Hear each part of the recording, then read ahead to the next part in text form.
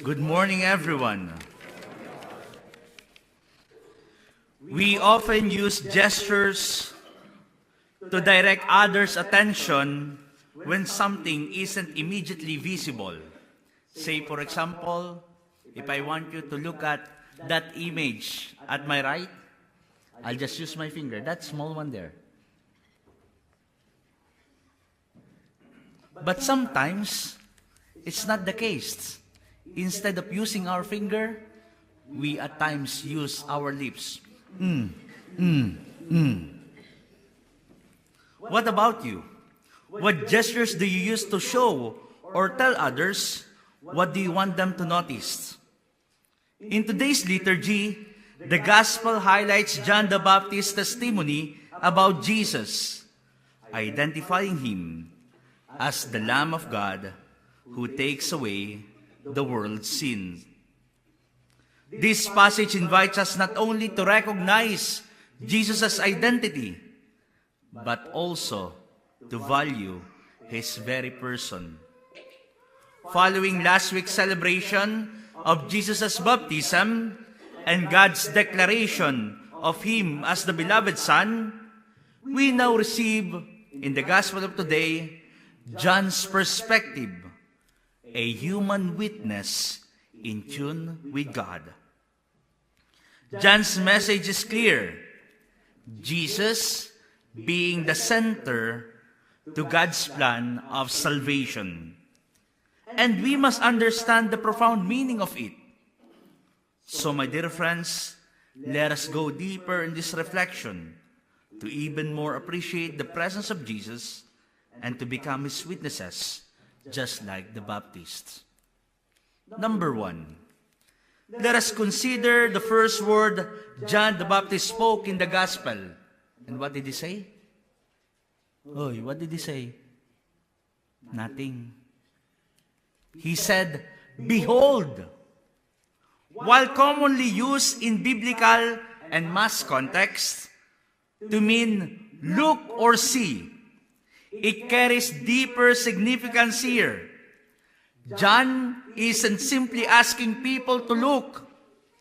He calls for intense, focused attention to notice and understand the profound, possibly divine moment at hand.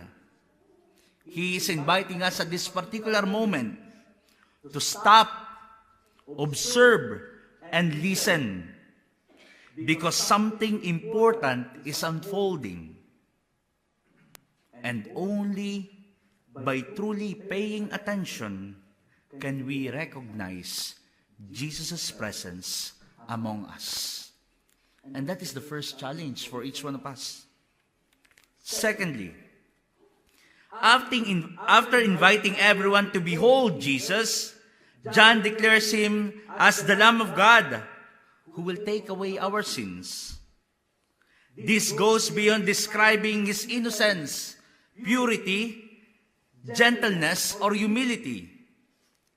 John emphasizes that Jesus atones for humanity's sins and restore our relationship with God by becoming like us, though without sin. Jesus unites us with divine life. And I think, my dear friends, this is the good news of today's liturgy. John proclaiming the identity of Jesus so that we can conform our lives into that of his and to share in the divine life of God. Finally, my dear friends, probably most of us are curious what is that image is all about. At my right, some would say, what pagan image is that? In the Philippines, today, our nation celebrates the feast of Santo Niño. That is called Santo Niño in the Philippines, which is practically a child Jesus. An image depicting the young Jesus dressed as a king. Does he look like a king? Holding, not that image, in the original one, holding a staff in one hand and globe in the other. As you can see there, he's holding the globe. And then on top of that is the cross, reminding each one of us that in our life, He is in control, not us. This tradition, my dear friends, reminds us Filipinos, there are a lot of Filipinos here, of the humble beginnings of our faith in Christ. It was the image that was given to us after the first Filipinos receive Christ and faith in Him. However, contemporary practices have sometimes been influenced by superstitious beliefs.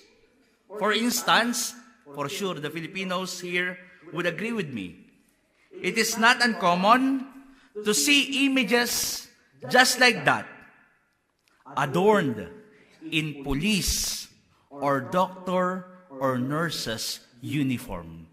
Imagine that image wearing a police dress.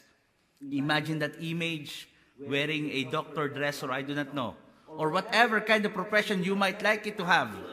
Even probably for us here from Terre Haute, you might even put a dress of the IU, because tomorrow will be the championship. Am I correct?